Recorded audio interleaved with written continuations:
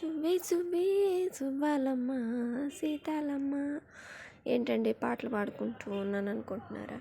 ఏం చేస్తూ ఉండే పుష్పవతి అయినప్పుడు పాడాల్సిన పాటలు అయితే మనకు రావు, అందుకని సినిమా పాటలు పాడి కవర్ చేస్తున్నాను. ఈ పాప అయితే మా తోటికోడలు వాళ్ళ కూతురండి, రీసెంట్గా పుష్పవతి అయింది. మరి మా ఆచారాలు ఎలా ఉన్నాయో చూద్దురండి. ముందుగా అయితే మేనమామతోటి తాటాకు కొట్టించి ఒక సైడ్ ఇలా పరిచి దానిపైన తెల్లటి పంచపరిచి 4 మూలలో 4 ఎండు కొబ్బరి చిప్పలు తాంబూలాలు, మధ్యలో కూడా ఒక కొబ్బరి చిప్ప తాంబూలం ఉంచి అమ్మాయిని కూర్చోబెడతారండి. అన్నట్టు తాటాకు బొమ్మ గురించి మనకు తెలిసిందే కదా, ఈ టైంలో అత్యంత అవసరమైనది.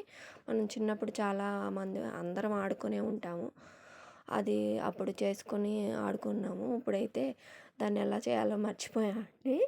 నేను కూడా అలాగే మన యూట్యూబ్ ఉంది కదా, దాంట్లో సెర్చ్ చేసి ఎలా అయితే తిప్పలు పడి చేసామండి.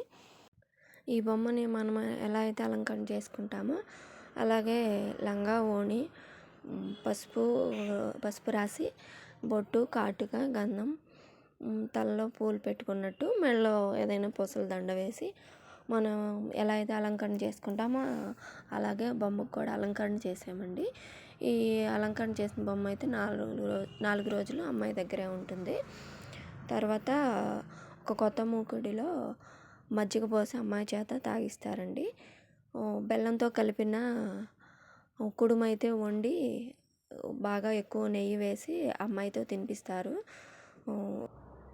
ఇలా ముత్తైదువులందరూ ఆశీర్వదించిన తర్వాత ఒక గిన్నెలో ఎండు కొబ్బరి, బెల్లము, శనగపప్పు, నువ్వులు అన్నీ కలిపిన ముందుగానే మిక్సీ చేసి పట్టిన పొడి అండి ఇలా గిన్నెలో వేసి అప్పడాల కర్రతోటి ముత్తైదువులందరూ సువ్వి సువ్వి అని పాట పాడుతూ, మనకైతే ఆ పాట రాదనుకోండి, అందరు పాడారు, నేను సైలెంట్గానే ఉన్నాను. పాట